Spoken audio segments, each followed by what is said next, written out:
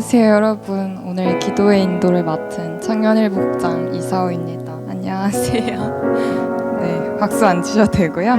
네, 여러분들은 봉사하다 오신 분들도 있을 거고 떠들다 오신 분들도 있을 거고 쉬다가 오신 분들도 있을 텐데 네, 뭐 중요하지 않습니다. 우리는 예배 드리러 왔습니다. 산만한 마음, 흥분된 마음을 가라앉히고 기도하면서 예배 준비하도록 하겠습니다. 지난 한 주 우리들의 삶을 돌아보면서 중보자 되신 예수님의 은혜를 구하고 예배하는 우리의 마음을 정돈하는 시간 갖도록 하겠습니다.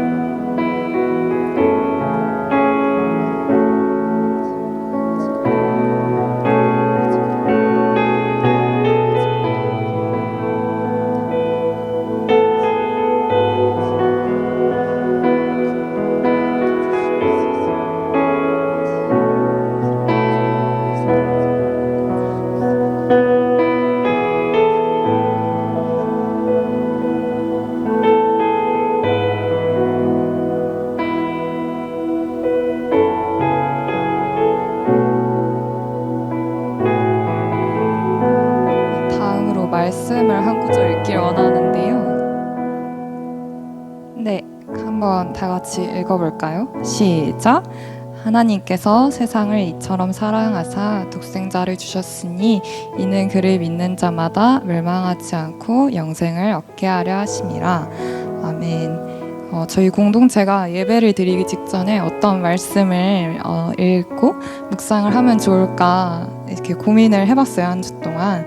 네, 우리는 예배를 드리러 왔잖아요. 우리는 힐링하러 온 거 아니고 기독교 콘텐츠 소비하러 온 거 아니고 하나님한테 선심 쓰려고 나온 거 아닙니다. 예배 드리러 왔습니다. 다시 말해서 하나님을 높이러 왔습니다.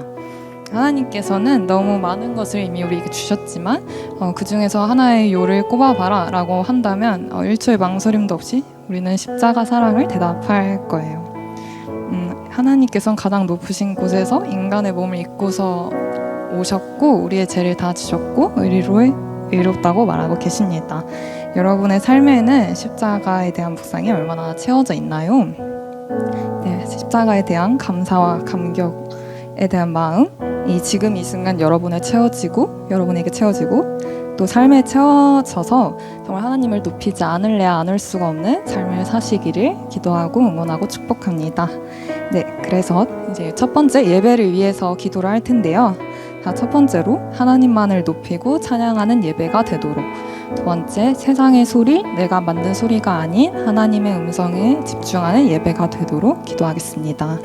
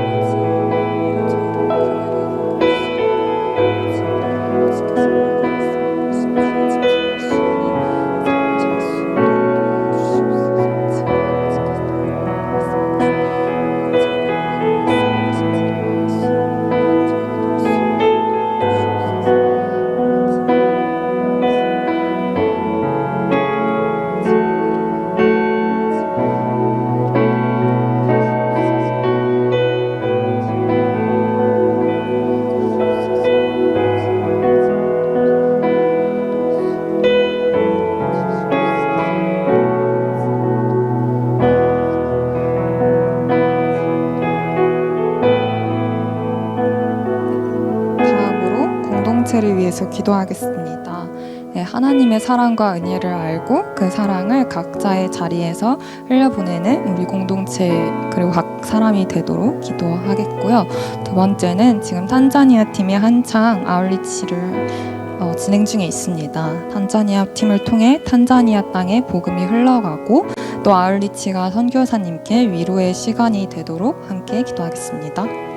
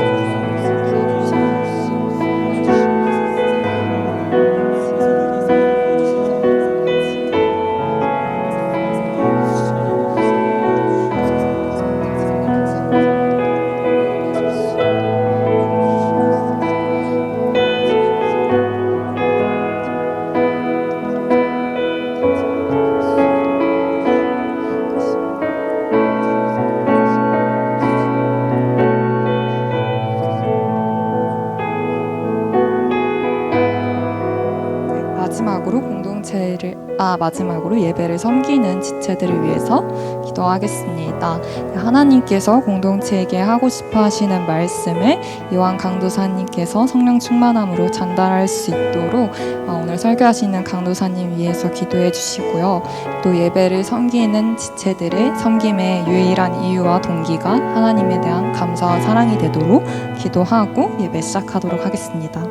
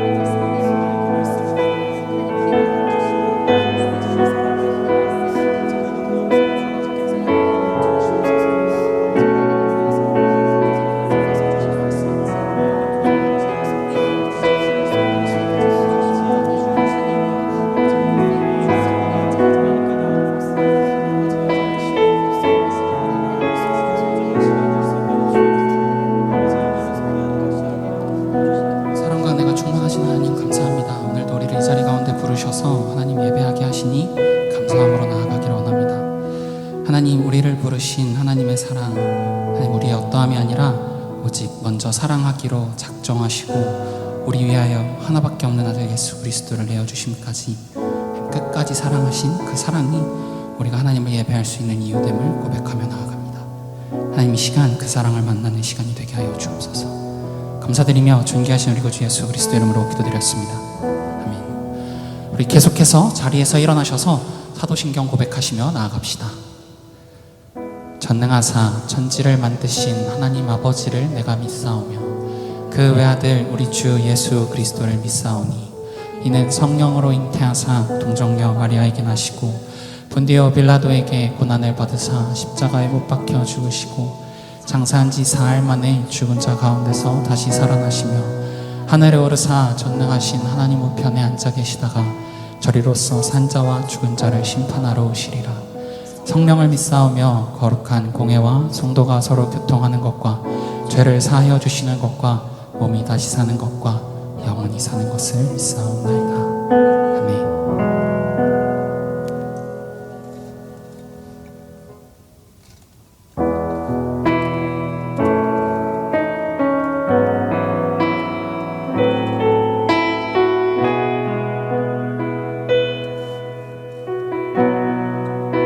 주의 보좌로 주의 보좌로 나갈 때에 어떻게 나가야 할까? 나를 구원한 주의 십자가 그것을 믿으며 가네. 주의 보좌로 주의 보좌로 나갈 때 나 여전히 부족하나 나를 부르신 주의 그 사랑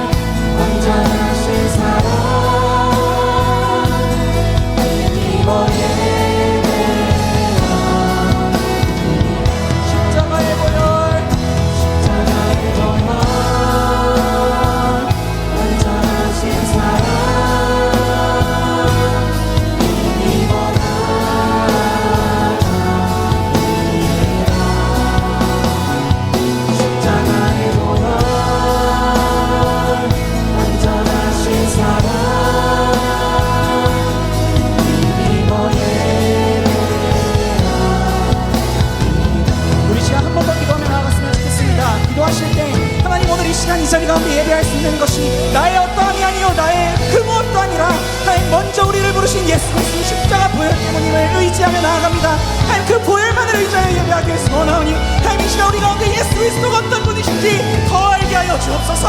함께 기도하며 나아갑시다.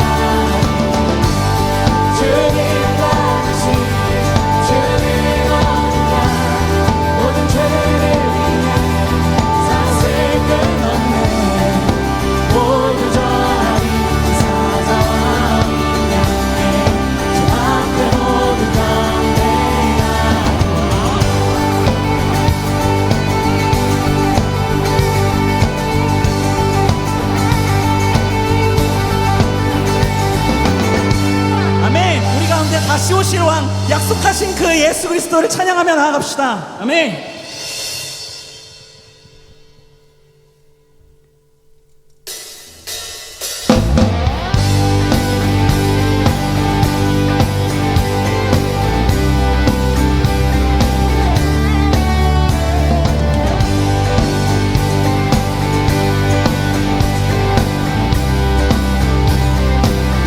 거룩하신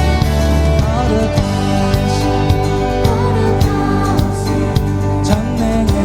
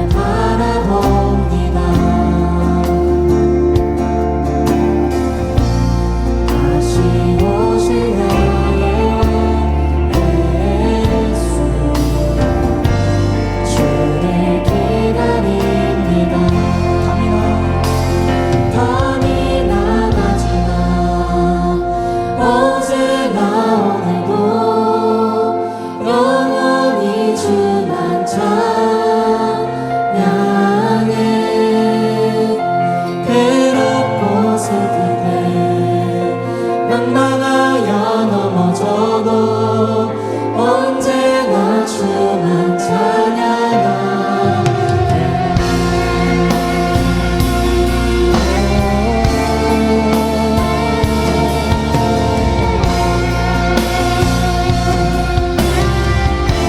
나의 소망 되신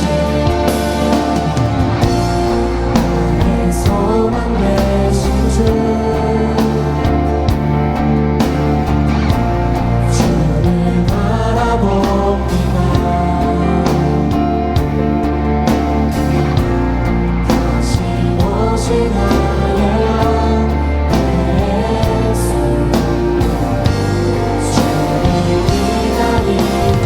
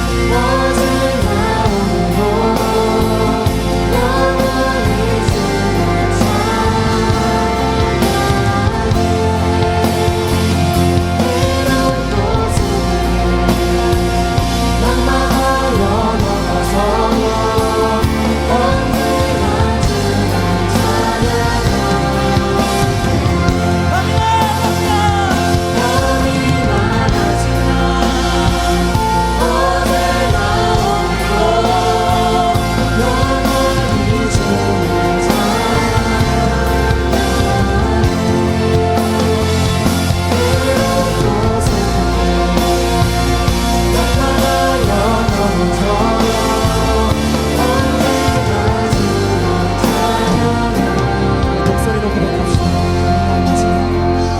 밤이 나가지나 어제나 오늘도 영원히 주만 찬양해.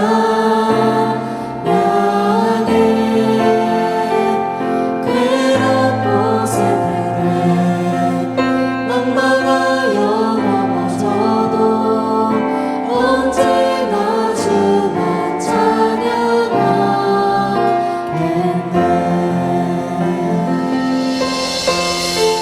주님 이 시간 하나님 앞에 나아가며 주님 이 시간 우리의 마음 드리기를 원합니다.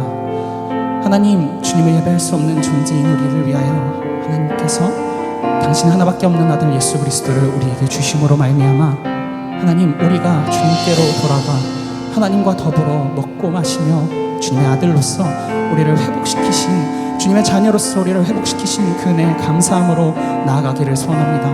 하나님, 이 땅 가운데 수많은 아픔과 슬픔, 괴로움, 주님 그것들을 바라보며 슬퍼하고 가슴 찢는 우리지만 하나님, 그것이 결코 남의 일이 아니라 곧 나의 죄로 인함임을 주님 앞에 또한 아뢰며 나아갑니다.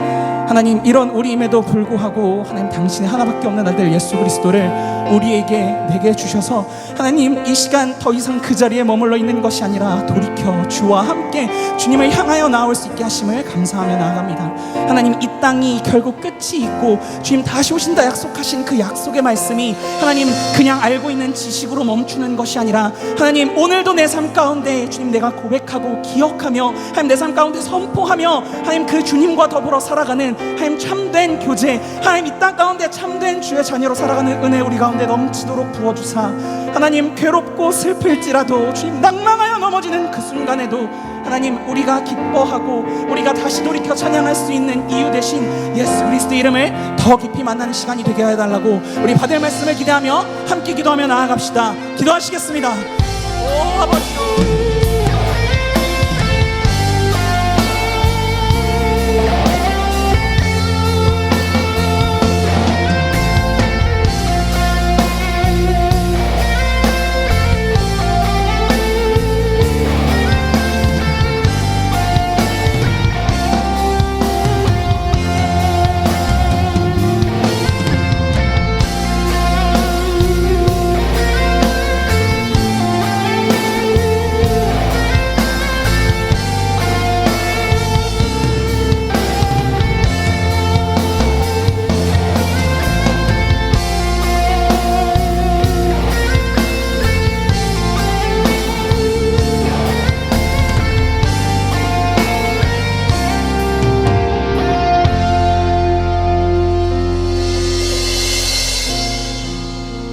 선하시고 인자하신 하나님 아버지, 오늘도 우리 청년들과 성도들 하나님의 은혜를 사모하는 마음으로 이 자리에 나와 주님을 찬양하고 예배드릴 수 있도록 인도해 주시니 감사합니다.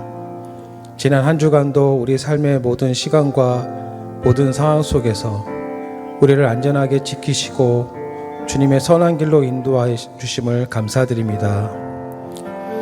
최근 들어 안타까운 사고로 인하여 생명을 잃은 사람들과 그 유가족들을 주님의 사랑으로 위로해 주시고 늘 회복할 수 있는 시간을 허락하여 주시옵소서.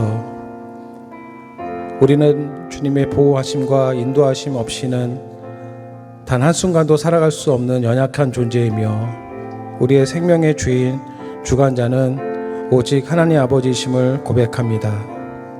이 시간 우리의 무력함을 인정하고 우리의 마음문을 활짝 열어 주님을 모시고 보이지 않는 곳까지 다 아시는 하나님 앞에 진실함으로 예배드릴 수 있도록 성령님 우리의 마음을 만져주시옵소서. 너는 마음을 다하여 여호와를 신뢰하고 내 명철을 의지하지 말라. 너는 범사의 그를 인정하라. 그리하면 내 길을 지도하시리라. 아멘. 주님, 어둠으로 가득 찬 세상 한복판에서 살아가는 매일의 날들이 버겁고 힘겨울 때가 많습니다. 우리가 막다드리는 환경이 그렇고 상황이 그렇습니다.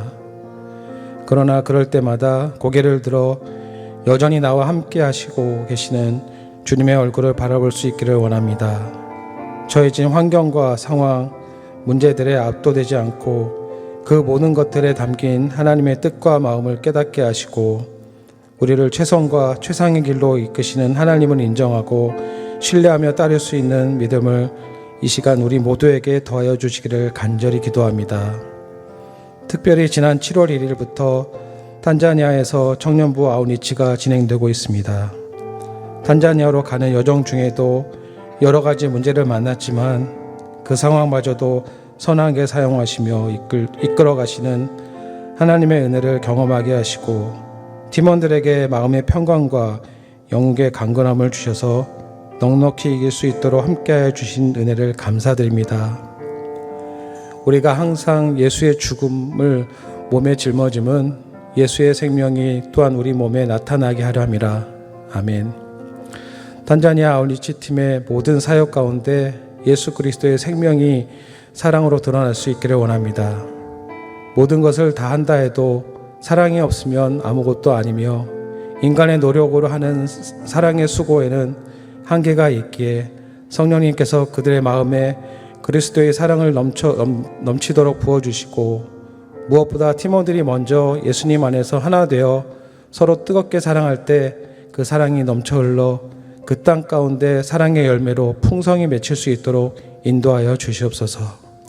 계속 진행될 모든 사역들 가운데 성령의 능력으로 소망이 넘치게 하시고 은혜가 충만할 수 있도록 주님 함께하여 주시옵소서. 팀원들 한 사람 한 사람 장기간 사역에 지치고 피곤치 않도록 매일매일 독수리 날개치며 올라간 같은 새 힘을 공급하여 주시고 모든 위험과 질병과 사고로부터 안전하게 지켜주시기를 간절히 기도합니다. 또한 앞으로 진행될 L국, U국, 캄보디아 아웃리치도 모든 것을 주님께서 주관하여 주시고 모든 청년부 지체들이 함께 기도로 준비하게 하옵소서. 오늘 하나님의 말씀을 전하실 이완 강도사님 성령으로 기름 부어 주셔서 담대히 전하게 하시고 말씀 속 주님의 음성에 귀 기울일 수 있도록 오직 예수의 이름 우리의 마음에 충만케 하여 주시고 다음 한 주간도 말씀에 순종하고 의지하며 살아갈 수 있도록 인도하여 주시옵소서.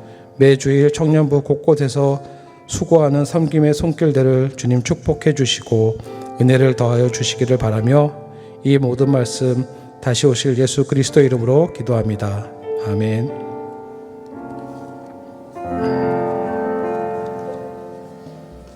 한 주간 평안하셨나요? 7월 첫째 주 공동체 소식 전달드립니다. 2024 청년부 여름연합 수련회 수서미 모집 안내입니다. 오늘부터 7월 21일 주일까지 간식팀, 등록팀, 레크팀, 중보기도팀, 홍보디자인팀을 모집합니다. 자세한 내용은 첨부된 QR을 확인해주세요. 수련회는 8월 14일부터 17일 3박 4일 동안 강원도 인제 미리네 캠프에서 진행됩니다. 2024 요셉부 여름 수련회 안내입니다. 7월 20일 토요일부터 7월 21일 주일까지 가평 행복쉼터에서 내게로 오라 라는 주제로 진행됩니다. 많은 관심과 기도 부탁드립니다. 미랄 청년 2부 여름 수련회 섬김이를 모집합니다. 7월 19일 금요일부터 7월 21일 주일까지 잼버리 수련원에서 미랄 청년 수련회 활동 보조를 맡게 됩니다. 문의는 97돌의 김효찬 형제에게 해주세요. 2024 선교 세미나 안내입니다. 7월 21일까지 4주간 주일 오후 1시 30분부터 진행됩니다. 장소는 일가홀이며 28 분쟁의 이해와 선교라는 주제로 진행됩니다. 우리 교회에 등록하신 새 가족을 진심으로 환영합니다. 모두 박수로 환영해주세요. 우리 교회에 처음 방문하신 분들께서는 예배당 뒤편에 있는 새가족실로 방문해 주시면 자세한 안내를 받으실 수 있습니다. 자세한 내용은 주보를 참고해 주세요.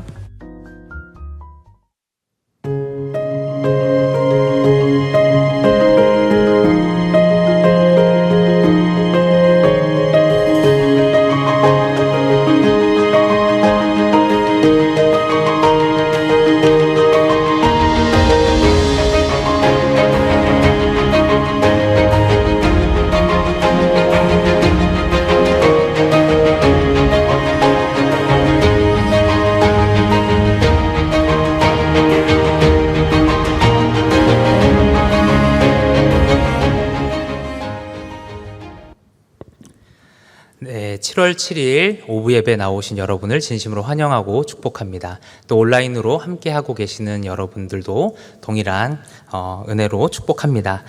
먼저 광고 한 가지 드리고 말씀 나누도록 하겠습니다.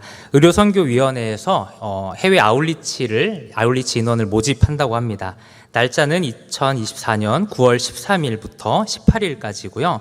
장소는 태국 치앙마이 메솥이라는 지역으로 간다고 합니다. 그래서 모집 대상은 의료인 및 선교에 관심 있는 모든 분들을 모집 대상으로 하고요. 회비는 항공료만 받습니다. 그래서 식비와 숙박비 등 현지 경비는 지원해 주신다고 합니다.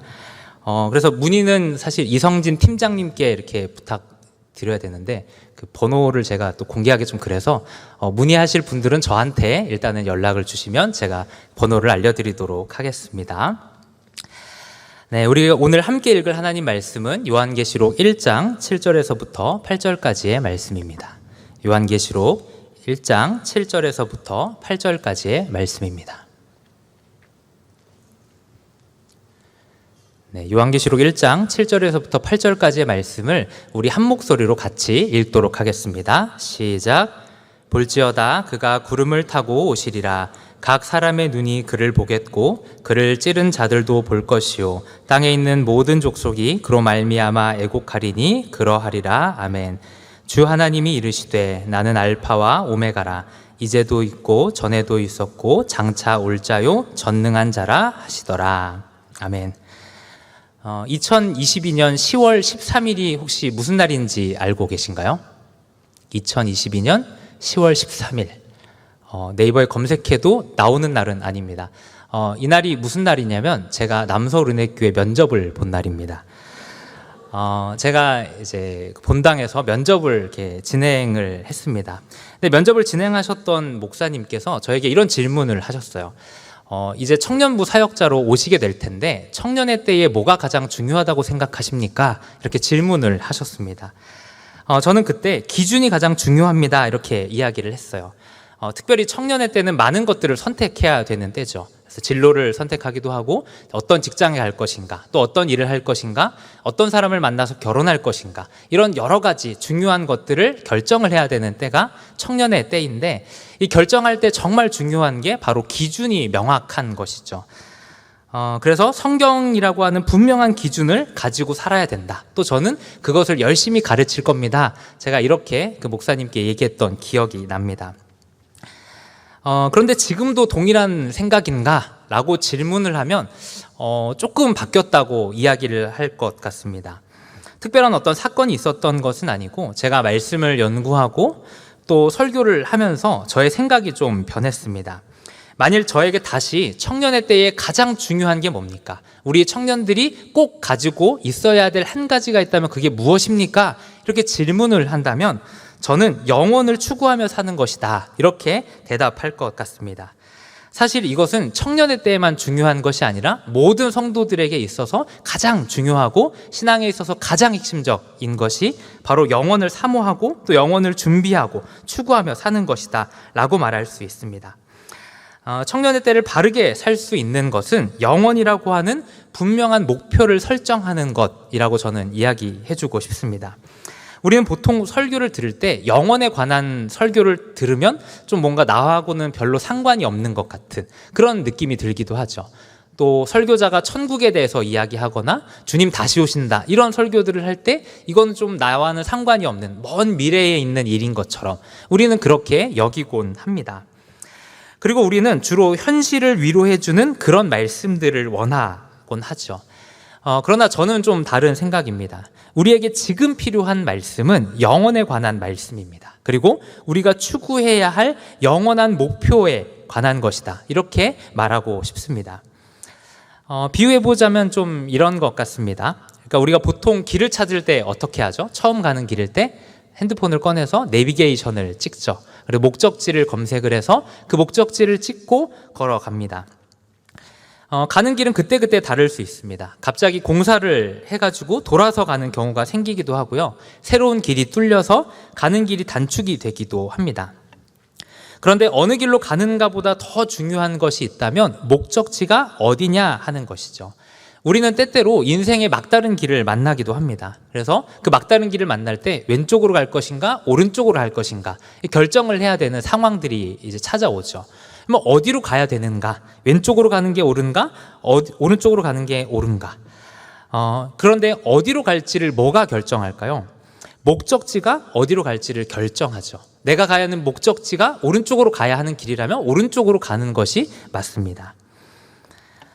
마찬가지로 우리의 인생의 중요한 선택의 갈림길에 놓였을 때 그곳 가운데에서 가야 하는 길은 목적지가 정하는 것입니다. 그러니까 목적지가 분명할 때 우리가 가야 할 길이 명확해지는 것이죠. 그렇기 때문에 오늘 내가 직면한 개별의 문제에 집중하는 것보다 우리가 궁극적으로 나아가야 할 최종적인 목표에 집중하고 영원한 하나님 나라와 영원한 가치에 집중하는 것이 오늘을 선명하고 분명하게 살아갈 수 있는 비결이다. 이렇게 말할 수 있습니다. 그런 면에서 저는 미래가 오늘을 결정한다. 이렇게 말하고 싶습니다. 오늘을 살아내게 만드는 것은요, 오늘의 내가 처한 문제에 대한 해답이기보다는 미래에 관한 말씀이다라고 말할 수 있어요. 그래서 우리가 흔히 믿음으로 산다 이럴 때 우리는 어떻게 보통 생각을 합니까? 내가 처한 문제가 있으면 이 문제 앞에서 내가 어떻게 행동하면 되는가? 이런 어떤 처세술에 관한 것을 우리는 믿음이라고 생각을 하죠. 그러나 믿음은요, 그것보다 더 넓은 개념입니다. 더 넓게 바라보면서 영적인 목표를 따라서 선택하는 것이죠. 영원이라고 하는 그 가치를 중심으로 하여서 내 삶 가운데 오른쪽으로 갈 것인가 왼쪽으로 갈 것인가를 선택하는 것이 바로 믿음이라는 것입니다. 그래서 오늘 저는 오늘을 다르게 살아내게 만드는 것에 대한 말씀을 나누려고 합니다. 그래서 이 말씀을 통해서 우리의 삶이 좀 변화되기를, 오늘을 다르게 살아낼 수 있는 힘과 능력이 생기기를 바랍니다. 우리가 읽은 이 요한계시록은요, 1세기 당시 고통을 당하던 성도들을 위로하기 위해서 쓴 성경입니다. 당시는 로마로부터 엄청난 핍박이 있었다고 합니다. 그래서 예수님을 믿는다는 이유만으로 갑자기 굶주린 사자 밥으로 던져지거나 원형 경기장에서 끔찍하게 살해를 당하기도 합니다.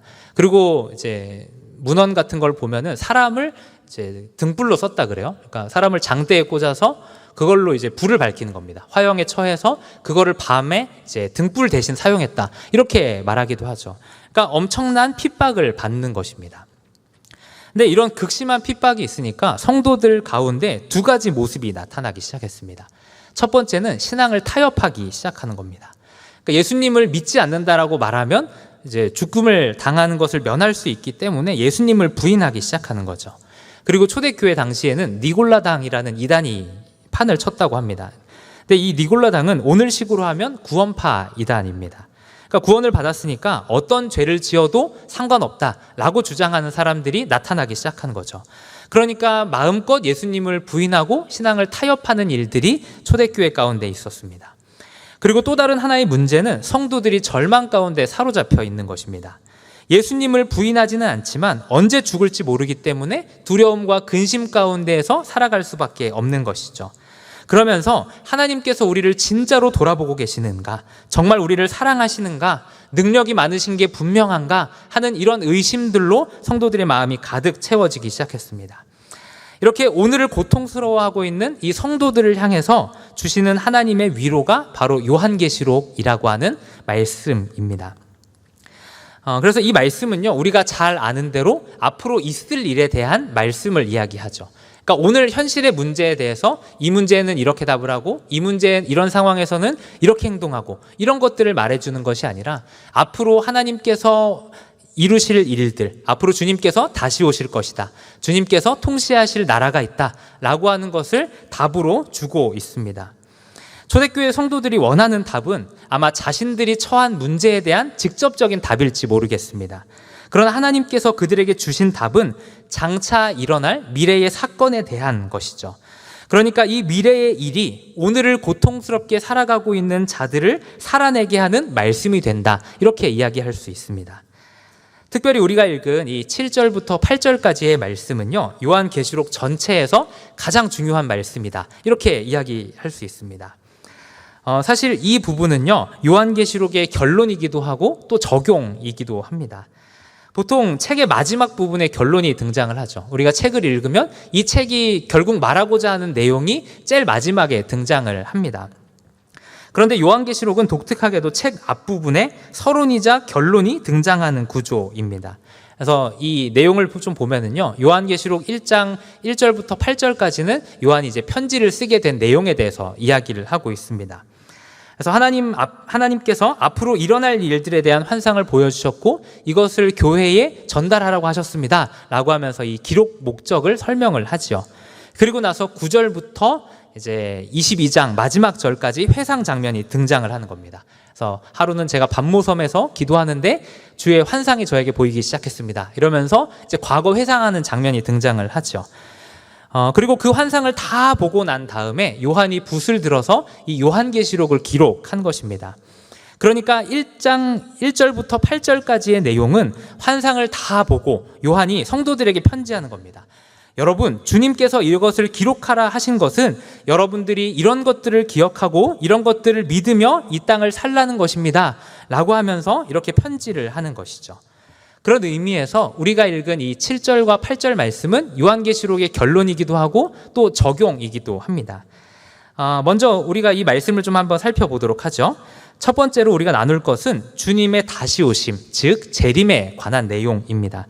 우리 7절 말씀을 한 목소리로 같이 읽어보도록 하겠습니다. 함께 읽겠습니다. 시작. 볼지어다 그가 구름을 타고 오시리라. 각 사람의 눈이 그를 보겠고 그를 찌른 자들도 볼 것이요 땅에 있는 모든 족속이 그로 말미암아 애곡하리니 그러하리라. 아멘. 요한은 7절 상반절에서 그가 구름을 타고 오시리라 이렇게 기록하고 있습니다. 그래서 우리가 이 말씀 보면 예수님께서 손오공처럼 이렇게 구름을 타고 다니시나 보다 이렇게 생각할 수 있죠. 근데 여기서 구름을 타고 오신다라고 하는 것은 영광과 능력 가운데 임하신다라는 것을 이제 표현하는 것입니다. 우리 성경에서는 여기서 오시리라 이렇게 표현이 되어 있죠. 그래서 미래에 일어날 어떤 사건으로 예수님께서 다시 오실 것이다 이렇게 미래형으로 이해가 됩니다. 그런데 원어로는요, 이것이 현재형으로 쓰여 있습니다. 흔히 미래에 일어날 사건이지만 이게 아주 분명할 때, 이게 너무도 확실하기 때문에 현재형으로 사용을 하는 경우가 종종 있습니다. 그래서 주님의 오심이라고 하는 것은 일어날 수도 있고 일어나지 않을 수도 있는 불확실한 어떤 사건이 아니라 요한이 보기에 이 사건은 반드시 일어나고 반드시 그러한 일이 이 땅 가운데 역사 가운데 일어날 사건이라는 것을 확실하게 이야기하는 것이죠. 요한은 주의 재림하실 때의 모습을 각 사람이 두 눈으로 보게 될 것이다 이렇게 말씀하고 있습니다. 이 말씀은 그냥 영적인 눈으로 이렇게 보게 된다 이런 말씀이 아닙니다. 믿는 사람들 눈에만 보인다, 이런 것도 아닙니다. 말씀에서와 같이 땅에 있는 모든 족속, 신자건 불신자건 상관없이 이 땅에 있는 모든 사람이 두 눈으로 똑똑히 보게 될 것이다 라고 말하고 있습니다. 그리고 애곡할 것이라고 이야기하죠. 먼저는 불신자들이 애곡하게 될 것입니다. 그들이 영광 중에 다시 오시는 그 주님을 보았을 때 이전에 복음을 들었지만 복음에 순종하지 않았고 복음의 그 말씀 앞에 나아가지 않았던 자신의 모습을 바라보면서 그들은 절망하고 애곡하게 될 것입니다. 또 교회를 핍박하는 이들 역시 교회를 핍박하고 박해한 이들이 받을 그 심판과 형벌 앞에서 두려움으로 애곡하게 될 것입니다. 그런데 성경은 이렇게 믿지 않는 자들만 애곡한다고 이야기하지 않습니다. 이 땅에 있는 성도들 역시 애곡하게 될 것입니다. 먼저는 나를 위해서 피 흘리신 그 주님이 영광과 거룩 가운데에서 찾아오시는 모습을 보면서 애곡하게 될 것이죠. 우리가 이 땅 가운데 구원받았다고 말하지만 그 구원이 얼마나 가벼운 것처럼 여겨졌는지 그런 것들을 깨달아서 우리는 애곡하게 될 것입니다. 내가 받았던 그 구원을 지극히 작은 것으로 여기고 살았는데 그 영광의 주님을 보기 시작할 때 하나님께서 저 거룩하시며 영광스러운 주님과 나를 맞바꾸셨다는 그 사실 앞에 우리는 눈물을 흘리며 하나님께 감사함으로 눈물을 흘리며 울게 될 것입니다. 또 그날에 우리는 저 영광의 주님을 이 땅 가운데 얼마나 하찮게 섬겼는지를 생각하며 또 울게 될 것입니다. 내 예배를 받으시는 주님께서 이렇게 위대한 분이신 줄을 내가 알았더라면 그렇게 섬기지는 않았을 텐데, 저 영광의 주님을 내가 믿고 따르는 분이라고 생각했다면 내가 그렇게 절망하지 않았을 텐데 하는 이 후회감으로 우리는 눈물을 흘리게 될 것입니다. 저는 이 말씀을 기록한 요한 역시 이 환상 가운데 주님을 보았을 때 이러한 애곡하는 마음이 되었을 것이라 생각합니다. 사실 요한은 보통 사람은 아니죠. 예수님께서 매번 데리고 다니시던 제자였습니다. 그래서 늘 어디를 가든지 데리고 다니던 제자가 3명 있었죠. 누구죠? 네, 베드로, 요한, 야고보, 이 3명은 이제 항상 데리고 다니셨죠. 세트로 이제 늘 데리고 다니셨던 사람 중에 하나가 바로 요한입니다. 근데 요한복음에서는 뭐 본인이 써서 그런지 모르겠지만 특별히 그 사랑하시는 제자라는 표현으로 자기를 설명하죠. 그러니까 예수님께서 특별히 사랑하시는 어떤 제자였다고 말할 수 있습니다. 아마 뭐 예수님께서 요한만 특별하게 더 사랑하시고 이런 것보다는 요한이 보통 다른 제자들보다 좀 어렸으니까 특별히 이제 더 많이 신경을 쓰신 그런 제자였을 것입니다. 어찌됐건 간에 이 요한은 3년 동안이나 예수님과 함께 밥을 먹었던 사람이죠. 예수님이 가시는 길이라면 어디든지 함께 동행했고 같이 잠도 자고 이야기도 나누고 어딜 가든지 늘 함께 했던 사람이 바로 요한입니다.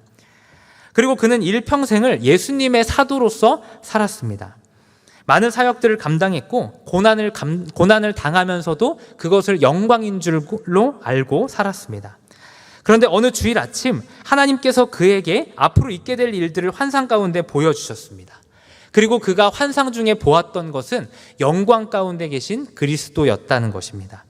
요한계시록 5장 13절은 이렇게 말씀합니다. 내가 또 들으니 하늘 위에와 땅 아래와 바다 위에와 또 그 가운데 모든 피조물이 이르되 보좌에 앉으신 이와 어린 양에게 찬송과 존귀와 영광과 권능을 세세토록 돌릴지어다. 그가 환상 가운데 보았던 예수님은 모든 피조물의 경배를 받으시기 합당하신 분이셨습니다. 그분은 단순히 그리스도인 몇 사람들에 의해서 경배를 받으시고 높임을 받으시는 그런 분이 아니셨습니다. 하늘과 땅과 바다와 모든 만물이 경배하며 찬양하며 모든 영광을 올려드리는 그분이 바로 주님인 것을 그가 보게 된 것이죠. 그 모습을 보는 사도 요한의 마음은 어땠을까요?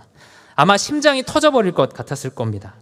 그는 주님을 분명히 알았습니다. 3년간 주님과 함께 지냈고 주님을 사랑하면서 일평생 자신의 삶을 주를 위해서 헌신하며 살았습니다. 그러나 그가 환상 가운데 보게 된 것은 그 예수님은 자기가 이 땅 가운데 경험했던 그 예수님과는 차원이 다른 모습이었다는 것이죠. 모든 피조물이 꿇어 경배하는 왕, 하늘과 땅의 모든 족속이 모여 외치기를 찬송과 존귀와 영광과 권능을 세세토록 돌릴지어다, 이렇게 외치며 예배하는 그 영광스러운 주님을 그가 두 눈으로 목도하게 된 것입니다. 그가 섬겼던 그 주님, 그가 나의 주인이시오 또 나의 구원자라고 말했던 그 예수님을 바라보게 되었을 때 그의 마음은 어땠을까요? 저는 분명 부끄러웠을 것이라 생각합니다. 이전에 주님을 섬기면서 나의 헌신을 자랑스럽게 여겼을지 모릅니다. 그러나 영광스러우신 주님을 마주보게 되었을 때 내가 주님을 섬기고 내가 주님 앞에 헌신했던 이 모든 것들이 얼마나 작은 것이었는가, 내가 얼마나 작은 것을 주님 앞에 드리면서 그것 가지고 자랑했는가 하는 것을 바라보며 그는 매우 부끄러웠을 것입니다. 또 주님을 섬기면서도 때로는 원망했고 주님이 나를 버린 것 같다 여겼던 그런 날들에 대해서 후회했을지 모릅니다. 만약에 내가 섬기는 주님이 이토록 영광스러운 분이시라는 것을 내가 알았더라면 그렇게 염려하고 낙심하지 않았을 텐데 하는 그 후회로 가득 찼을지 모릅니다. 요한은 낙심하고 연약해져 있는 이 땅에 있는 교회들에게 편지합니다. 여러분, 반드시 주님께서 다시 오십니다. 그날의 모든 족속이 주님의 영광을 보게 될 날이 있을 것입니다. 이 사실을 기억하고 그것을 쫓아 살아가십시오 라고 하는 권면의 메시지로 편지하고 있는 것이죠. 주님의 다시 오심이 분명하다라고 하면 우리가 자랑하는 내용과 또 우리가 부끄러워하는 내용이 분명 달라질 것입니다. 일전에 예수님께서 어리석은 부자에 대한 비유를 하셨습니다. 이 부자는 아주 열심히 살아서 돈을 많이 모은 부자입니다. 그리고 하루 한 번은 정말 많은 이제 밭의 소출이 풍성하여져서 이제 곡식을 쌓아놓을 장소가 없는 겁니다. 그래서 이 부자가 생각하기를 내가 창고를 헐고 곡식을 좀 쌓아놔야겠다. 창고를 새로 짓고 곡식을 거기에 잔뜩 쌓아놔야겠다. 이렇게 생각을 한 것이죠. 그런데 이 사람에 대한 하나님의 평가는 어리석은 자였습니다. 하나님께서는 이 사람에게 말씀하시죠. 어리석은 자여, 내가 오늘 내 생명을 찾으리니 내가 준비한 것이 누구의 것이 되겠느냐? 이렇게 질문을 하십니다. 사실 이 부자는요, 세상의 기준으로 봤을 때 아주 지혜로운 사람일 수 있죠. 자신의 재물을 잔뜩 쌓아놓고 그 재물을 어떻게 또 잘 쌓아놓을 것인가 계획하며 사는 사람이 이 부자였습니다. 그리고 이 부자가 가진 것들은 아마 사람들이 보기에는 정말 대단한 것이고 자랑할 만한 것이었을지 모르겠습니다. 그러나 주님께서는 이 사람을 어리석다고 평가하시죠. 왜 그렇게 평가하시는가? 예수님께서 말씀하십니다. 자기를 위하여 재물을 쌓아두고 하나님께 대하여 부요하지 못한 자가 이와 같으니라. 이 사람은 주님이 다시 오신다거나 영원한 하나님 나라가 있다는 사실을 생각한 적이 없습니다. 그리고 그것을 생각하면서 살아가지도 않습니다. 그래서 하나님을 위해서 살아가거나 영원한 것을 준비하며 사는 것이 아니라 이 땅이 전부인 것처럼 살아가고 이 땅 가운데 많은 재물을 쌓아놓으면서 살아가는 것이죠. 하나님께서는 그런 인생을 가리켜서 어리석다고 말씀하십니다. 세상의 기준으로는 자랑할 많은 것들이 있습니다. 돈이 많은 것 자랑할 수 있겠죠. 또 남들이 부러워할 만한 수준으로 사는 것, 내가 좋은 아파트에 사는 것 자랑할 만한 것들이 될 수 있습니다. 그러나 주님의 다시 오심이 분명하다면, 우리가 영원한 하나님 나라에 들어가서 살 것이라고 한다면 우리가 자랑해야 될 것은 그런 것이 아니라 다른 것이 될 것이죠. 저는 천국에서 이런 사람은 없을 것 같습니다. 제가 사실은 하버드 나왔습니다. 이러면서 여기 이제 막 하버드 박사학위 이렇게 붙이고 다니는 그런 사람은 없을 것 같습니다.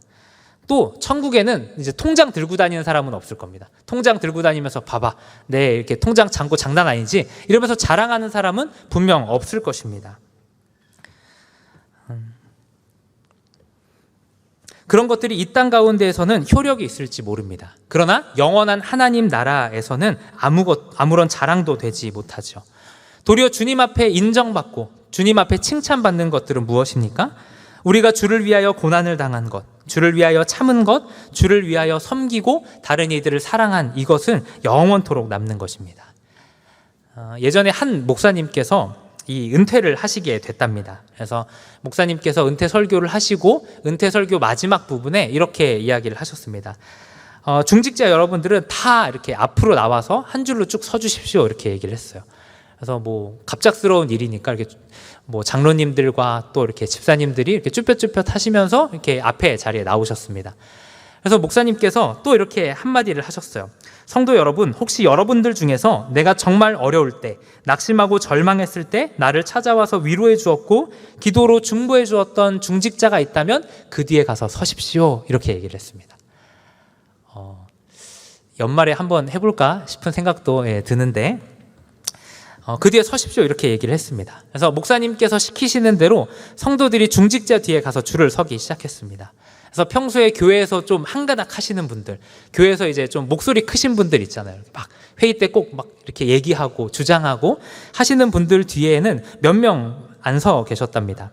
그리고 조용하게 묵묵하게 섬겼던 분들 뒤에는 의외로 많은 분들이 잔뜩 서 계셨다고 합니다. 그래서 어떤 중직자들은 뒤에 몇 사람이 없어서 그것 때문에 얼굴이 빨개졌습니다. 그때 목사님이 이야기합니다. 여러분들 뒤에 많은 분들이 서 있어서 뿌듯하기도 하고 또 어떤 분들은 뒤에 몇 명 서 있지 않아서 아주 부끄럽기도 할 것입니다. 중직자 여러분, 이것은 끝은 아닙니다. 아직 우리에게는 시간이 남아 있습니다. 오늘의 부끄러움은 잠깐 부끄러운 것일지 모르지만 주님 다시 오실 때에는 영원한 부끄러움으로 남게 될 것입니다. 그러므로 인생의 남은 시간을 주께서 맡기신 사역을 힘써 감당하시기를 바랍니다. 이러고 마무리를 했다고 합니다. 저는 마지막 날에 주님 앞에서 얼굴 붉히는 성도가 꽤 많을 것이라고 생각합니다. 성경에서는 마지막 날 주님께서 우리의 모든 눈물을 닦아주시는 날이 있다, 이렇게 말씀하고 있죠. 그래서 주님께서 눈물을 닦아주시려고 딱 갔는데 닦아줄 눈물이 없는 거죠. 주를 위해서 헌신한 것이 없고 주를 위해서 눈물을 흘려본 적이 단 한 번도 없는 그런 성도들이 분명 있을 것입니다. 만약 그렇다고 한다면 얼마나 부끄러운 일입니까? 우리가 먼 훗날 주님을 만나게 될 날이 반드시 올 것입니다. 그때 여러분은 주님 앞에서 주님을 만나게 되었을 때 뭐라고 이야기하시겠습니까? 제가 참 좋아하는 찬양 중에서 아름다운 마음들이 모여서라는 찬양이 있습니다. 여러분 이 찬양 다들 아시나요? 어린이 찬양인데? 그쵸? 네, 맞아요. 네, 2절 가사 혹시 여러분들 아십니까? 그쵸? 네, 맞아요. 제대로 모르지만, 네. 2절 가사는 이렇습니다. 이 다음에 예수님을 만나면 우리 뭐라 말할까? 그때에는 부끄러움 없어야지. 저는 이 찬양을 제가 어린이 부서 사역을 하면서 찬양 부르면서 혼자 많이 울었던 기억이 납니다. 마지막 날 주님 앞에 서게 될 텐데 그때는 부끄러움이 없어야 하지 않겠습니까? 이 땅 가운데 우리가 정말 나를 위해서 재물을 쌓아놓고 나를 위해서 열심히 살아갔지만 주를 위해서 산 것이 아무것도 없고 주를 위해서 열심을 낸 것이 없고 주를 위해서 헌신하고 눈물 흘린 것이 없어서 마지막 날 주님 앞에 섰을 때 부끄러워하는 그런 모습으로 서지 않기를 바랍니다. 바라기는 좀 이런 고백을 주님 앞에 드렸으면 좋겠습니다. 주님, 제가 평생 주님을 기다렸습니다. 주님께서 말씀하신 대로 살려고 정말 열심히 살았습니다. 때로는 그 말씀을 지키지 못해서 넘어지기도 했지만 다시 일어나서 어떻게든지 그 말씀대로 살려고 제가 정말 열심히 했습니다. 주님, 저 정말 수고했죠. 저 정말 잘했죠.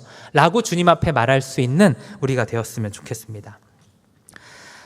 우리가 주님 앞에 서게 될 것은 분명하죠. 그렇다면 우리는 그날을 목적하면서 인생의 방향들을 결정하면서 살아야 합니다. 영원이라고 하는 판단 기준을 가지고 이것이 정말 영원한 하나님 나라에서 가치 있는 일인가 하는 것을 생각하면서 행동해야 합니다. 저와 여러분의 삶 가운데 참 많은 것들을 선택해야 하죠. 근데 우리는 보통 이제 선택하기 참 어려운 때를 만나기도 하죠. 이걸 선택할까? 저걸 선택할까? 이게 좋을까? 저게 좋을까? 이런 이제 고민들이 참 많죠. 근데 왜 이렇게 선택하기가 어려운 것일까요? 우리가 선택하기 어려운 이유는요, 그다지 어려운 것이 아닙니다. 그것은 선택지가 너무 많기 때문이죠. 이것도 좋아 보이고 저것도 좋아 보이기 때문입니다. 그런데 우리가 영원이라는 관점을 가지고 주님의 다시 오심을 목적하며 산다면 사실 우리의 선택지는 그리 많지 않을 것입니다. 제가 여러분들어 이제 목회자나 선교사가 되라는 것은 아닙니다. 여러분들이 서 있는 그 자리에서 영원이라는 관점을 가지고 진짜 가치 있는 일들을 선택하시고 그런 일들을 추구하며 사시기를 바랍니다. 그리고 부디 내가 해야 될 일이, 내가 가야 할 길이 명확하다면 주저하지 마시고 그 길 가운데 나아가시기를 바랍니다. 이어서 요한은 8절에서 우리에게 위로와 격려를 주는 말씀을 합니다. 우리 8절 말씀을 한 목소리로 같이 읽어보도록 하겠습니다. 시작. 주 하나님이 이르시되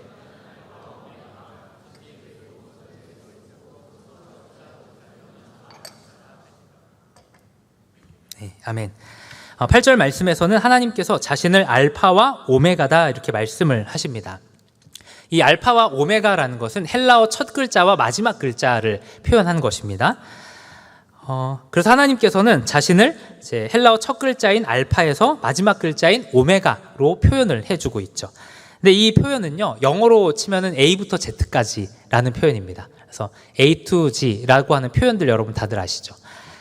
이런 거를 이제 흔히 상극법이라고 이야기를 합니다. 그래서 시작과 끝을 말하면서 이 사이에 있는 모든 것을 포함하는 것, 이런 표현인 것입니다. 그래서 이것은 두 가지 의미로 해석이 될 수가 있습니다. 첫 번째로는 시간에 있어서 하나님께서 모든 시간의 통치자시다라는 설명이 될 수 있습니다. 그래서 하나님께서는 과거, 현재, 미래라고 하는 이 모든 시간을 전부 다 통치하신다. 하나님의 통치가 미치지 않는 시간은 단 한순간도 없다라는 것으로 설명할 수 있습니다. 그리고 또 하나의 설명은요, 하나님께서 모든 영역을 다스리시는 주관자시다라는 설명입니다. 그래서 하나님께서 시간의 주관자일 뿐만 아니라 모든 영역까지 하나님이 전부 다 통치하신다라는 말이지요. 그래서 아브라함 카이퍼는 영역 주권이라는 말을 사용하면서 지극히 작은 것일지라도 하나님의 통치가 미치지 않는 영역은 없다라고 설명했습니다. 그래서 하나님의 뜻이 아니고서는 머리카락 한 올도 땅에 떨어지지 않는 것이죠. 이 땅에 일어나는 어떤 사건도 어떤 상황도 하나님의 뜻과 하나님의 계획을 벗어나서 일어나는 일은 없다라는 것입니다. 그리고 뒤에 나오는 말씀은 이렇게 이야기를 하죠. 이제도 있고 전에도 있었고 장차 올 자다, 이렇게 표현합니다. 그래서 우리가 보통 시제를 이야기할 때 어떻게 하죠? 시제를 과거, 현재, 미래 순으로 이야기를 하죠. 근데 오늘 말씀은 현재, 과거, 미래 순으로 설명을 하고 있습니다. 이렇게 설명하는 것은 현재라고 하는 시간을 아주 강조하는 표현이지요. 그래서 우리로 하여금 하나님의 일하심을 믿지 못하게 하는 순간이 있습니다. 그때가 어느 때냐면 주로 현재라고 하는 시간이죠. 우리가 보통 이렇게 과거는 이렇게 생각할 수 있죠. 아, 하나님께서 그때 이렇게 역사하셨구나 라고 생각할 수 있죠. 또 미래는 어떻습니까? 하나님께서 역사하실 거다라고 믿을 수 있는 것이죠. 그러나 현재는 그렇지 않습니다. 현재 하나님의 일하심을 고백하는 것은 결코 쉬운 일이 아닙니다. 내가 처한 상황이 너무 크기 때문에, 내가 처한 현실이 너무 어렵기 때문에 하나님께서 지금도 일하고 계신다라고 고백하는 것은 너무 어려운 일이지요. 오늘이라고 하는 날은 우리를 두렵게 만듭니다. 지금 내가 처한 상황 가운데서 하나님께서 절대 일하시지 못할 것 같은 그런 두려운 마음이 우리의 마음을 사로잡는 게 바로 오늘이라고 하는 날이죠. 그런 이들을 향해서 하나님께서 말씀하십니다. 나는 알파요 오메가라고. 이 세상의 시작부터 끝까지 모든 상황과 환경을 주관하고 다스리시는 하나님이시다, 이렇게 말씀을 하죠. 또 이어서 나오는 전능자라는 표현도 이 내용하고 좀 비슷한 표현입니다. 전능자는 하나님의 능력을 나타내는 표현인데요, 구약 성경에서 만군의 여호와라고 하는 표현이 이 전능한 자다라고 하는 표현입니다. 그래서 만군의 여호와의 명칭은요, 여러 가지로 쓰입니다. 하나님께서 만물을 다스리시고 주관하신다라고 할 때 만군의 여호와 이렇게 사용하기도 하고, 이스라엘 백성들이 다른 민족과 이렇게 전투할 때 그곳 가운데 총사령관으로서 직접 나가 싸우시는 하나님을 표현할 때도 만군의 여호와라는 표현을 사용합니다. 또 이스라엘의 관계에 있어서 그들의 왕이시며 그들의 보호자다라는 의미로 사용할 때도 이 만군의 여호와라는 단어를 사용하죠. 그러니까 이 앞에 있는 내용은 뭐 표현은 좀 다를 수 있지만 결국은 같은 내용을 이야기하는 거죠. 세 번에 걸쳐서 하나님께서 다스리신다, 통치하신다, 지키신다, 보호하신다, 이런 것들을 반복해서 설명하는 것입니다. 저는 이런 표현들을 볼 때마다 하나님 참 섬세하시다, 하나님 참 꼼꼼하시다, 이런 생각을 하곤 합니다. 그러니까 우리는 잘 못 믿죠. 하나님께서 통치하신다 이러면 못 믿으니까 하나님께서 반복해서 설명하시는 거예요. 나는 알파요 오메가다. 이전에도 있었고 이제도 있고 전에도 있었고 장차 올 자다. 만군의 여호와다. 전능한 자다. 이렇게 끊임없이 이야기하시면서 고통과 절망 가운데 있는 성도들을 위로하고 계시는 겁니다. 초대 교회는 로마의 핍박을 받았습니다. 로마의 핍박이 교회를 집어삼킬 것처럼 보였습니다. 그리고 그 누구도 로마 황제를 막을 수 없는 것 같은 그런 상황 가운데 있었습니다. 그러나 하나님께서는 거듭해서 말씀하십니다. 나는 모든 것을 다스리는 하나님이라고, 나는 전능한 자라고, 내가 다스리지 않는 시간은 단 한순간도 없었노라고 주님께서 말씀하시죠. 하나님께서 모든 것을 다스리십니다. 우린 이 말씀을 날마다 기억하며 살아야 합니다. 저는 우리가 시선을 좀 넓게 봤으면 좋겠습니다. 우리는 자꾸 문제를 가지고 씨름을 하죠. 근데 문제를 가지고 씨름하니까 하나님을 좀 너무 작게 생각하는 경향이 있습니다. 그래서 이 문제를 해결해 주는 정도의 하나님으로 우리는 생각하죠. 때로는 이 문제도 해결 못하시면 어떡하나 하는 이런 걱정도 하기도 합니다. 그러나 우리가 섬기는 하나님은 그런 수준의 하나님이 아닙니다. 역사와 시간을 다스리시며 모든 것을 다스리시는 주권자시고 만군의 여호와 하나님이십니다. 그리고 그 하나님께서 오늘도 내 삶의 주인이 되어주시고 우리 교회의 주인이십니다. 또 온 세상과 만물을 친히 다스리고 계시는 분이시죠. 우리가 이 땅을 담대하게 살아갈 수 있는 비결은 이런 하나님이 나의 하나님이심을 기억하는 데 있습니다. 우리는 하나님께서 다스리시지 않는 것 같은 그런 시간을 종종 만나기도 하죠. 기도했는데 하나님께서 역사하시지 않는 것 같은 그런 생각이 들죠. 하나님께서 내 기도를 듣지 않고 계시는 건 아닌가? 하나님께서 주무시는 것은 아닌가? 이런 생각이 드는 때가 있습니다. 그런데 우리가 생각해야 될 것은 그것은 내가 느끼는 감정이지 사실은 아니라는 겁니다. 우리의 마음은 하나님이 일하시지 않는 것처럼 생각하고 여깁니다. 그래서 절망하죠. 그러나 말씀이 뭐라고 이야기합니까? 하나님께서 모든 시간과 공간과 역사를 다스리시는 만왕의 왕이시다라고 선포하고 계십니다. 그렇다면 우리는 나의 감정대로 생각하고 말하는 것이 아니라 이 말씀을 쫓아서 하나님께서 지금도 모든 시간과 모든 상황을 통치하고 다스리신다, 이렇게 믿으며 나아가야 하는 것입니다. 존 버년이 쓴 철로 역정이라는 책이 있습니다. 근데 제가 좋아하는 몇 장면이 있는데 그 중에 하나가 이런 장면입니다. 크리스천이라고 하는 주인공이 의심의 성이라는 성에 갇히게 됩니다. 그래서 크리스찬과 소망이라는 사람이 천성을 향해서 막 뚜벅뚜벅 여행을 떠나고 갑니다. 근데 길을 가다가 길을 좀 잘못 들어서 의심의 성에 사는 절망 거인에게 사로잡히게 됩니다. 그때 절망 거인은 두 사람을 며칠간 굶기고 심하게 매질을 하면서 이야기를 합니다. 너희는 여기서 절대 나갈 수 있는 방법이 없다. 고통을 끝낼 수 있는 방법은 오직 스스로 목숨을 끊는 것밖에는 없다. 이러면서 독약과 밧줄과 칼을 주고 이제 떠나게 됩니다. 크리스찬은 완전히 절망을 해서 목숨을 끊을 생각까지도 합니다. 그렇게 깊은 절망 가운데 이 소망과 크리스찬이 열심히 하나님 앞에 기도를 하기 시작하죠. 그렇게 밤을 새서 기도를 하는데 이 크리스찬이 뭔가 한 가지를 딱 깨닫습니다. 그러면서 이야기를 합니다. 아이고, 내가 멍청했구나. 자유롭게 빠져나갈 수 있는 길이 있었는데 왜 바보같이 여기 갇혀 있었던가. 이보시오 소망씨, 내 가슴에 약속이라 불리는 열쇠가 하나 있습니다. 근데 그 열쇠는 의심성에 있는 모든 문을 열 수 있다고 들었습니다. 우리 어서 탈출합시다. 인생의 어려움 가운데 우리가 기억해야 할 것은 하나님의 약속이라고 하는 열쇠가 우리의 품 안에 있다는 것입니다. 지금 우리의 눈앞에는 절망적인 현실만 보일 수 있습니다. 해결되지 않는 것 같은 상황들만 보일 수 있습니다. 그러나 우리는 눈을 들어서 하나님의 약속을 바라보아야 합니다.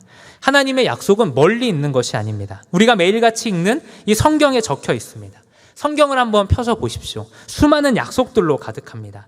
하나님께서 우리를 붙드시고 우리의 삶을 인도하신다, 우리의 삶 가운데 개입하신다고 하는 하나님의 수많은 약속들로 되어 있는 것이 바로 성경이죠. 우리에게는 오늘이라고 하는 절망적인 현실이 있습니다. 그리고 동시에 하나님의 일하심이라고 하는 영적인 현실 또한 같이 있죠. 우리는 절망적인 상황만 보고 영적인 상황을 놓치지 말아야 합니다. 그리고 하나님의 약속을 붙들며 하나님께서 우리에게 허락해 주신 이 약속의 열쇠를 끄집어내어서 우리의 삶 가운데 있는 문제를 헤쳐나갈 수 있어야 합니다. 저는 좀 우리가 이 믿음으로 좀 살아갔으면 좋겠습니다. 이 하나님께서 우리 하나님이시죠. 그래서 저는 이렇게 믿는 사람들이 좀 믿는 구석이 있는 사람처럼 그렇게 살았으면 좋겠습니다. 가끔가다 어떤 분들 보면 이런 생각이 들죠. 야, 저 사람은 대체 뭐 믿는 구석이 있나? 어떻게 저렇게 당당하게 행동하지? 진짜 뒤가 없는 사람처럼 행동하는 사람들 있잖아요. 그런 사람들 보면 믿는 구석이 있는가 보다, 이렇게 생각을 하죠. 저는 그리스도인들 역시 좀 이런 믿는 구석이 있는 자처럼 행동했으면 좋겠습니다. 우리는 하나님이라고 하는 믿는 구석이 있지 않습니까? 그래서 좀 이 세상 가운데 낙심하고 절망하는 게 아니라 하나님을 믿는 사람답게 좀 당당하고 담대하게 살아갈 수 있었으면 좋겠습니다. 우리는 인생의 어려움을 만날 때마다 이 하나님의 약속을 기억해야 합니다. 초대교회 성도들은 로마의 극심한 핍박 가운데서 이 말씀을 붙들며 살았습니다. 사실 그들의 상황 가운데 이렇게 바뀐 것은 별로 없죠. 그들은 여전히 핍박을 당하고 그들을 향한 멸시와 조롱은 여전합니다. 그러나 그들은 이 말씀을 붙들었고 이 말씀을 통해서 그들은 믿음으로 살아낼 수 있었습니다. 로마의 칼과 창이 예수를 믿는 어린아이 하나를 이기지 못했습니다. 그들은 극심한 핍박과 환난 가운데 주님을 생각하면서 참았고 하나님이 통치하시는 나라를 바라봄으로 소망을 잃지 않고 살았습니다. 미래에 대한 분명한 약속, 미래에 대한 분명한 하나님의 말씀이 그들의 오늘의 삶을 붙들어낸 것이죠. 오늘 말씀을 좀 정리해 보도록 하겠습니다. 우리가 살펴본 이 말씀은 우리에게 두 가지 관점을 제공해 줍니다. 첫 번째는 주님의 다시 오심이라는 것이고, 두 번째는 하나님의 통치라고 하는 관점입니다. 이 두 가지의 말씀은 우리의 믿음과 신앙을 지켜주는 약속의 말씀입니다. 주님께서 다시 오신다라고 말할 때 많은 사람들은 두려워합니다. 그러나 이 말씀은 우리를 협박하기 위한 말씀이 아닙니다. 우리를 모든 죄와 더러움으로부터 지켜주는 은혜롭고 자비로우신 주님의 약속의 말씀인 것이죠. 또 이해할 수 없는 문제와 어려움 가운데 살아가는 이들을 향하여서 하나님의 주권적인 통치를 선포하고 계십니다. 하나님께서 다스리지 않으시는 시간은 단 한순간도 없습니다. 하나님께서 우리의 고난을 아시고 아픔과 눈물을 아십니다. 그리고 하나님의 때에 하나님의 방법으로 주권적으로 반드시 역사하십니다. 우리는 이 사실을 기억함으로 오늘을 살아내야 하겠습니다. 거룩함으로 주님 오실 길을 준비하며 위의 것을 찾고 영원한 가치를 우리의 목적 삼아서 살아가는 그 인생을 살아야 합니다. 또한 주님께서 지금도 내 삶을 통치하신다는 이 믿음 가지고, 하나님께서 역사하신다는 이 믿음을 가지고 이해할 수 없는 현실 가운데 답이 없는 오늘의 삶을 버텨내는 우리의 인생이 되기를 바랍니다. 바울은 고린도후서 4장 18절에서 이렇게 말씀합니다. 우리가 주목하는 것은 보이는 것이 아니요 보이지 않는 것이니 보이는 것은 잠깐이요 보이지 않는 것은 영원함이니라.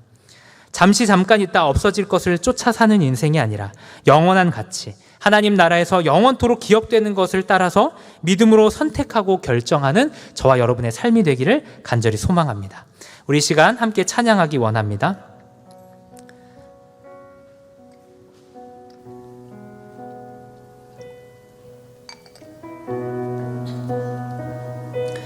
우리 시간 함께 찬양할 때 우리 주 하나님 찬양하기 원합니다. 우리 다 같이 일어나서 주님을 찬양하며 또 경배합시다.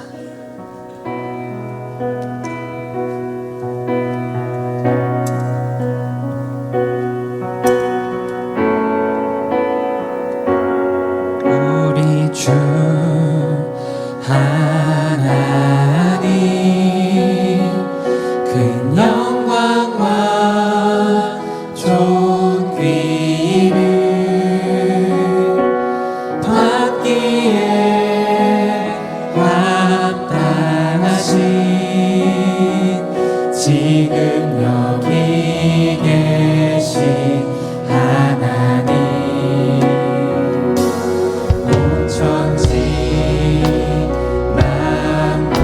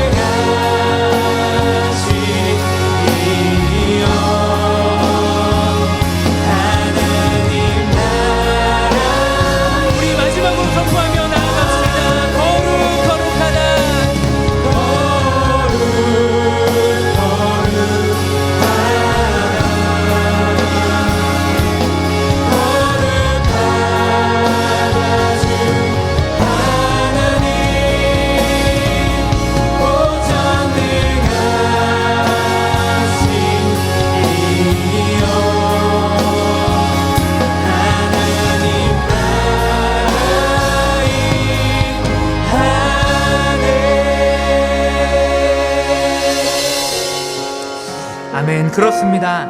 우리 주님께서 반드시 다시 오실 것입니다. 모든 열방과 민족이 주님을 찬양하며 거룩하다, 찬양과 영광과 존귀를 받기에 합당하신 하나님을 찬양하며 높이면 주님 앞에 예배할 그날이 반드시 오게 될 것입니다. 성경은 말씀합니다. 주님께서 반드시 다시 오실 것이라 이야기합니다. 저와 여러분의 목표는 무엇입니까? 오늘 우리는 무엇을 목표하며 살아가고 있습니까? 우리가 추구하는 것이 이 땅의 것입니까? 아니면 영원한 하나님 나라의 것입니까? 영원한 하나님 나라에서 기억될 그런 것들을 추구하며 살아가고 있습니까? 아니면 우리가 잠깐 있다 없어질 것들을 바라보며 나아가고 있습니까?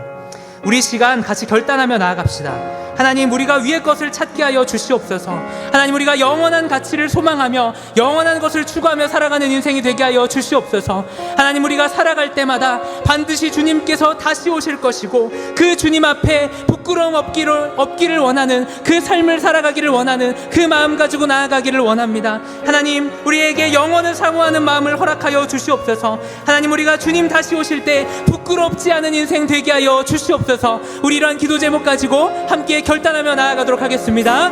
거룩하신 아버지 하나님, 이 시간 주님 우리에게 은혜를 더하여 주시기를 원합니다.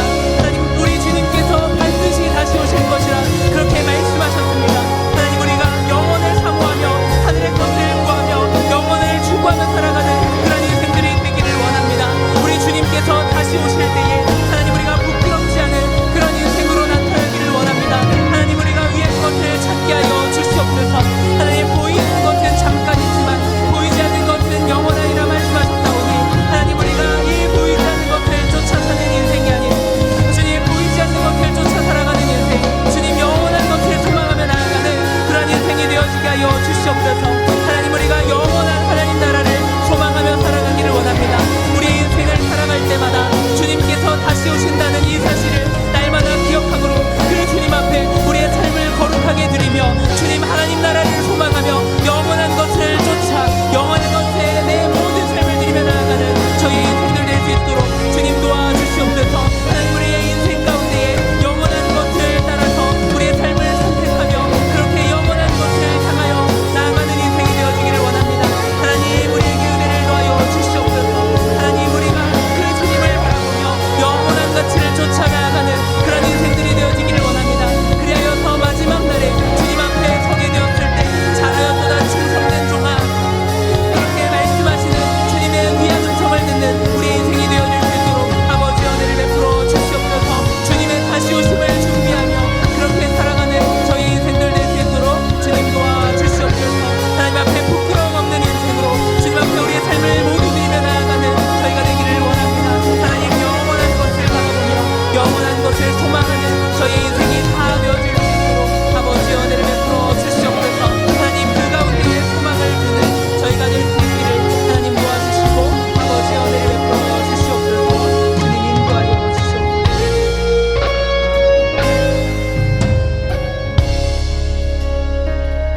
우리 하나님께서는 알파와 오메가이십니다.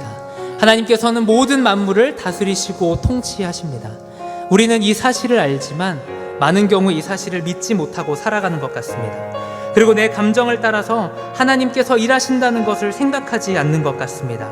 그러나 오늘 말씀은 분명히 이야기합니다. 하나님께서 모든 만물을 다스리시는 왕이심을 이야기합니다. 우리 이 시간 같이 기도합시다. 하나님, 우리 안에 하나님을 믿는 이 믿음이 생겨지게 하여 주시옵소서. 하나님께서 모든 것을 다스리시고 통치하시며 하나님께서 다스리시지 않는 시간은 단 한순간도 없다는 사실을 우리가 믿음으로 굳게 믿고 우리의 삶을 주님 앞에 드리며 나아갈 수 있게 하여 주시옵소서. 우리에게 이 믿음을 더하여 주시옵소서. 우리 이러한 기도 제목 가지고 함께 기도하며 나아가겠습니다. 사랑과 은혜가 풍성하신 아버지 하나님, 우리에게 믿음을 더하여 주시기를 원합니다. 하나님께서 모든 만물을 다스리시고 통치하시는 하나님이십니다. 그러나 주님, 우리는 많은 경우에 하나님의 일하심을 믿지 못하고 두려움과 낙심 가운데 우리의 인생을 허비하는 경우가 많습니다. 그러나 주님, 우리에게 이 믿음을 허락하여 주시고 우리가 이 분명한 믿음 가지고 나아가는 인생들 되어질 수 있도록 하나님 은혜를 허락하여 주시옵소서. 하나님, 우리가 하나님의 일하심을 보기 원합니다. 우리 눈에 보이지 않지만 지금도 하나님께서 모든 만물을 다스리시고 통치하고 계십니다. 하나님께서 전에도 있었고 주님에도 있고 장차올자라 말씀하십니다. 하나님께서 전능하신 하나님으로서 모든 것을 다스리시고 통치하십니다. 하나님, 우리 안에 이 믿음 가지고 나아갈 수 있게 하여 주시옵소서. 하나님, 이 믿음 가지고 날마다 하나님을 바라보며 하나님을 향한 그 담대한 믿음 가지고 우리의 삶을 살아내는 저희 모두가 되게 하여 주시옵소서. 하나님, 우리가 이 믿음 가지고 우리의 인생 가운데 있는 그 어떤 문제에도 타협하지 않는 인생이 되기를 원합니다. 하나님, 이 믿음을 가지고 믿음을 따라 선택하며 믿음을 따라 결정하며 믿음을 따라 주님 앞에 나아가는 저희들의 삶이 될 수 있도록 아버지의 은혜를 베풀어 주시옵소서. 주님을 간절히 구하며 주의 은혜를 간절히 사모하며 나아가오니 하나님, 우리의 연약한 믿음을 붙들어 주시고 우리로 하여금 이 믿음 가운데 살아갈 수 있도록 주님께서 모든 것을 통치하시며 다스리신다는 이 사실을 붙들며 나아갈 수 있도록 하나님, 우리의 믿음을 붙잡아 주시고 우리의 삶 가운데 은혜를 더하여 주시옵소서. 주님 붙잡아 주시옵소서.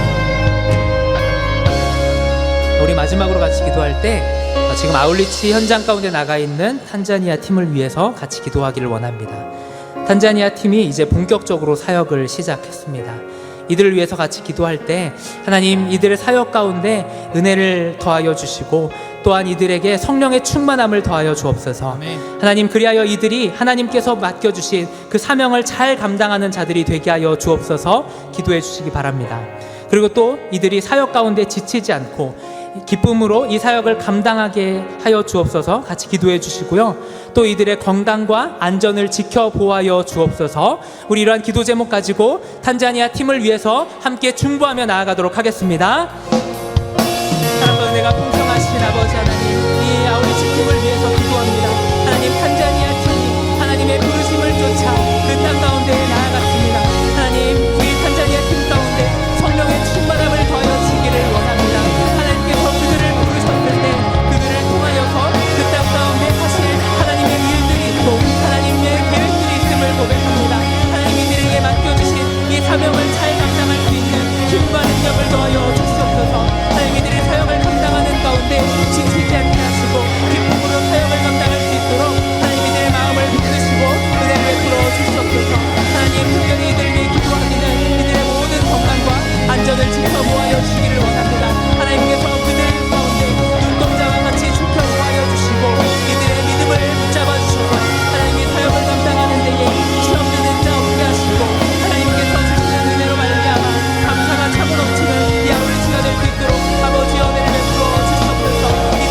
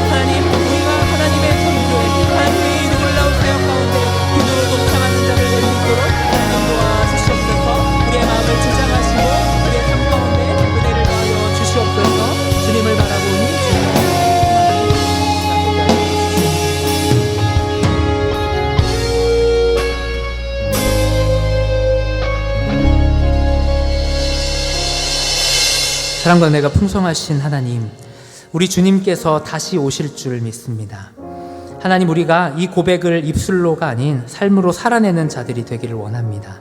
주님 다시 오심을 생각함으로, 영원한 하나님 나라를 소망함으로 우리의 인생 가운데 많은 일들을 결정하게 하시고 또 그것을 추구하며 사는 인생들이 되게 하여 주시옵소서. 그리하여 마지막 날 주님 앞에 서게 되었을 때 부끄러움이 없는 자로 서기를 원합니다. 우리의 연약한 믿음을 붙들어 주사 우리가 영원한 것들을 소망하며 위의 것을 찾는 인생이 되게 하여 주시옵소서. 하나님, 또한 우리가 하나님의 지극히 크신 능력을 신뢰함으로 살아가기를 원합니다. 알파와 오메가 되신 하나님, 이제도 있고 전에도 있었고 장차 오시며 전능하신 하나님, 우리가 이 주님을 믿는 믿음 가지고 살아가게 하여 주시옵소서. 내 삶의 작은 문제에 넘어지고 절망하는 것이 아니라 크신 하나님을 생각함으로, 지금도 모든 만물과 역사를 주관하시는 하나님을 기억함으로 믿음의 삶을 살아내는 우리 모두가 되게 하여 주시옵소서. 이 모든 간구를 지금도 역사의 주관자 되시며 다시 오실 예수님의 이름으로 기도드립니다. 아멘. 우리 이 시간 다 같이 일어나서 찬양하시면서 준비하신 예물 하나님 앞에 올려드리도록 하겠습니다.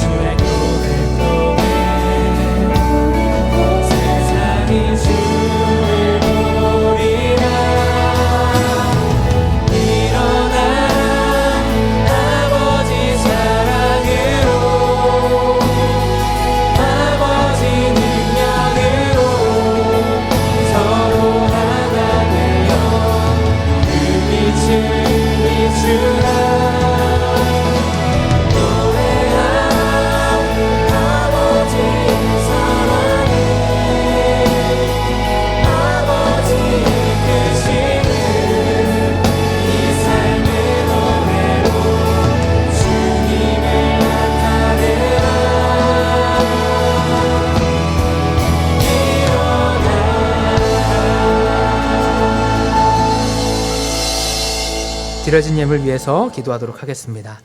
은혜로우신 아버지 하나님, 오늘도 주신 것이 감사하여 신실하게 채우실 것을 믿음으로 이 귀한 예물 가지고 나아왔습니다. 하나님 앞에 예물을 구별하여 드릴 때 내게 베푸신 은혜를 기억하게 하시고 내게 주신 것들을 감사하는 마음으로 가득히 채워 주시옵소서. 하나님, 비록 우리가 수고하고 애써서 번 것이나 이 모든 것이 주님께로부터 왔음을 고백합니다. 우리의 믿음을 담아 또 우리의 마음을 담아 이 예물을 드리오니 이 예물을 기쁘게 흠양하여 주시옵소서.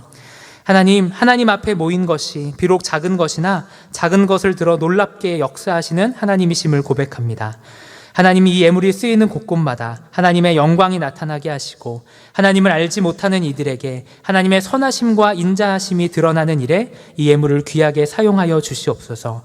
그리고 이 모든 것을 통하여 오직 하나님만이 영광과 찬양을 받아 주시옵소서. 감사를 드리옵고 살아계신 예수님의 이름으로 기도드렸습니다. 아멘. 우리 주님께서 가르쳐 주신 기도로 오늘 예배를 마치도록 하겠습니다.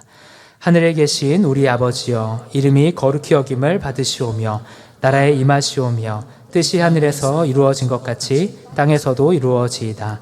오늘 우리에게 일용할 양식을 주시옵고 우리가 우리에게 죄 지은 자를 사하여 준 것 같이 우리 죄를 사하여 주시옵고 우리를 시험에 들게 하지 마시옵고 다만 악에서 구하시옵소서. 나라와 권세와 영광이 아버지께 영원히 있사옵나이다. 아멘.